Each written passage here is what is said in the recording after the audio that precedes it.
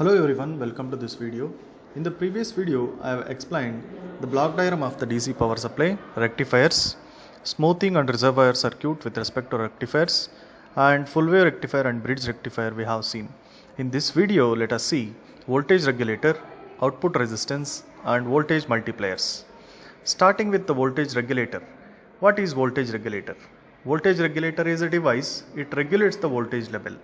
Means it steps down the input voltage to the desired level and it keeps that voltage as constant during the power supply. Even if power supply varies, the output of the voltage regulator will be a constant DC voltage. So you can observe this is an example for that voltage regulator circuitry. Even if there is a variation in the input voltage coming to the regulator, this voltage regulator will regulate that to 5 volts constant voltage that can be applied to a mobile phone like a device. We call it as load for a charger. Even if load varies, means the mobile phone changes, it requires 5 volts supply, that 5 volts will be a constant voltage we can get from the voltage regulator. So there are different voltage regulators with respect to the voltage regulation is considered. 5 volt, 9 volt and 12 volt regulators are also available. This is the simple Zener diode based voltage regulator we are going to discuss here. The Zener diode is heart of the circuit here. This Zener diode will be connected in the reverse biased fashion, and RS and RL are the resistances. RS is connected in series, so it is called as series resistance to limit the current to the Zener diode, and this is the load resistance. So let us understand the working of the Zener diode first. The Zener diode, if it is connected in forward biased manner, if it is connected to a positive power supply to anode and negative power supply to cathode, it will be act as a normal PN junction diode. You can observe the forward biased characteristics here. After the cut-in voltage, it varies from 0.3 to 0.7 depending on the silicon or germanium diode, it will start conducting. In the forward biased condition, it will be act as a normal diode. When it is reverse biased, we need to understand carefully.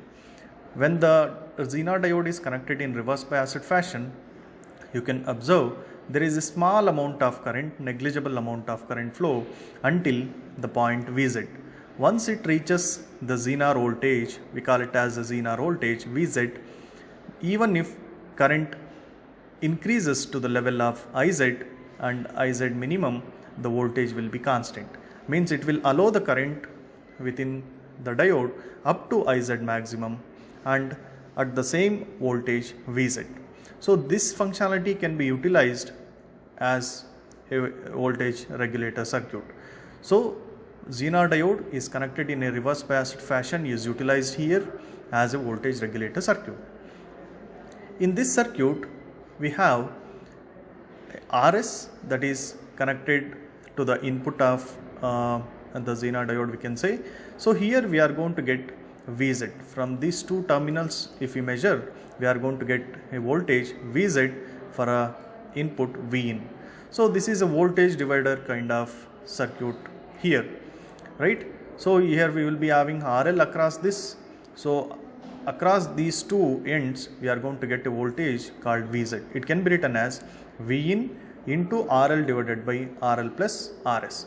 So RL is a load resistance and RS is the input resistance. We need to choose this RS carefully. We need to understand what is the maximum level of RS we can give. So the maximum value of RS is RS maximum is equal to RL into Vin divided by Vz minus 1. And the power dissipation across the Zener diode will be Pz is equal to I into V, that is Iz into Vz. The minimum value of RS, what we can have when there is an off-load condition, it is RS minimum is equal to V in Vz minus Vz square divided by Pz maximum.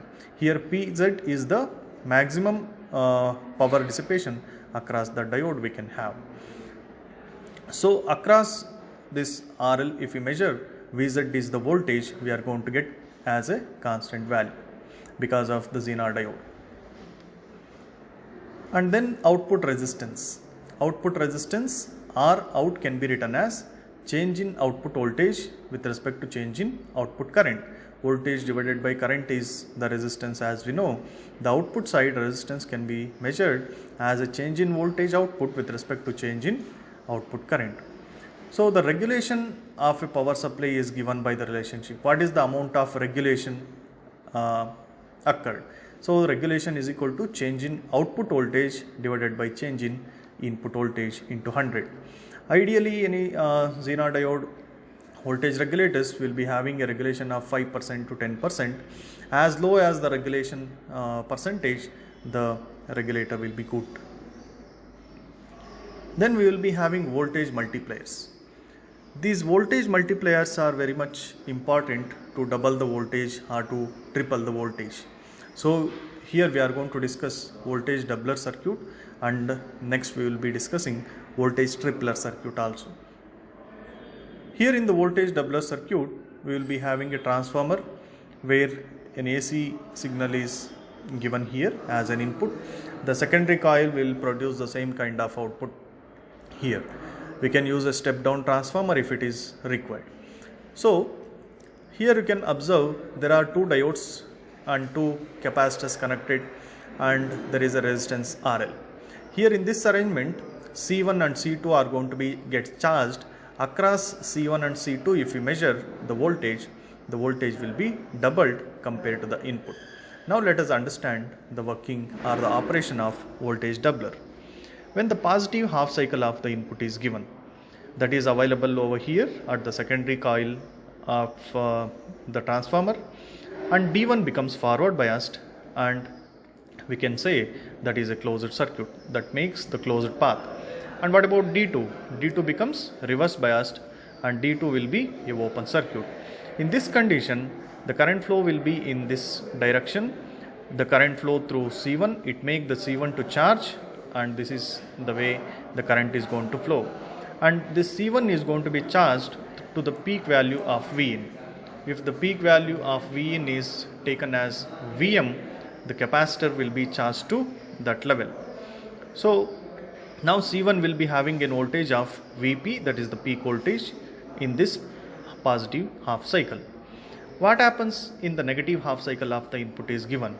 The same negative half cycle of the output we are going to get on the secondary coil, that will be given to the circuit.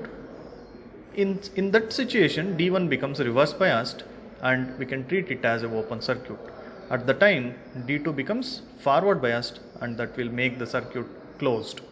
In this scenario, the current will flow in this direction to C2, and C2 will be charged to the peak value of the voltage. So C2 gets charged in this direction. The voltage available across C2 now it is Vp. So C1 is also charged to Vp, C2 is also charged to Vp. So if we measure the voltage across this RL, it will be 2 times Vm, or if we take this as P, it is 2 times Vp.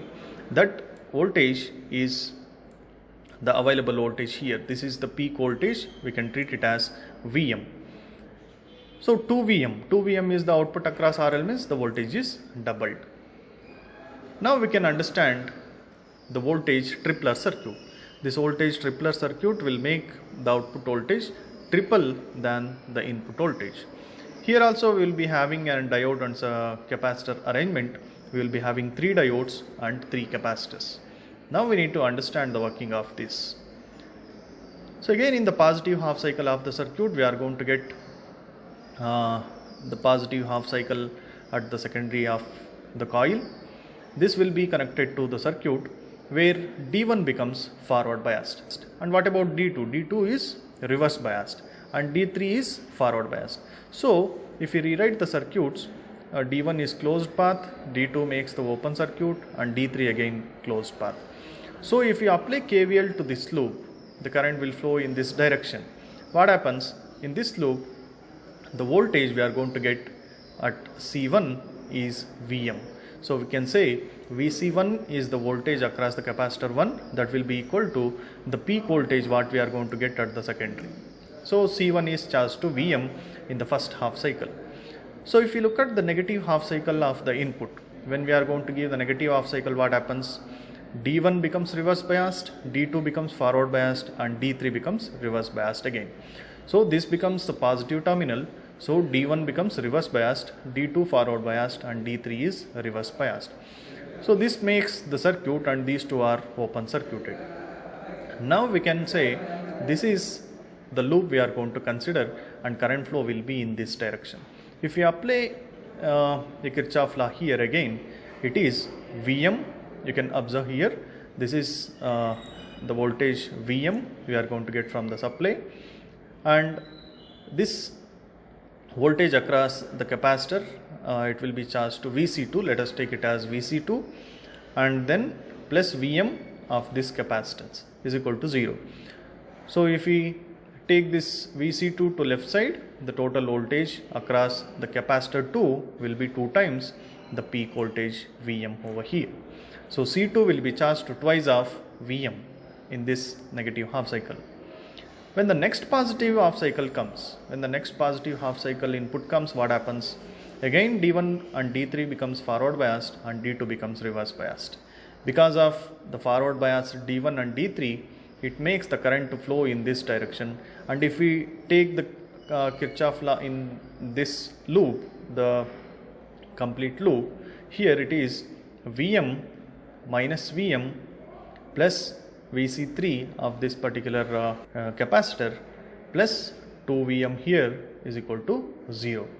Here this Vm is the supply voltage, peak voltage Vm, minus Vm where the capacitor 1 is charged, plus Vc3. Vc3 is the voltage we are taking as the capacitor C3, plus 2Vm where the C2 is charged to 2Vm is equal to 0. So if we equate that to Vc3, means we are measuring the voltage across 3, it will be equal to 2 times the Vm, 2 times the peak voltage the capacitor C3 is charged to. So if we measure the voltage across this C1 and C3 completely, we are going to get 3 times the Vm what we have applied. This is the Vm, this is the Vm we are going to get at the secondary of the coil, and if we measure C1 to C3 voltage, it is 3 times the Vm. So this is how we can double the voltage and triple the voltages by using the capacitor and diode arrangement.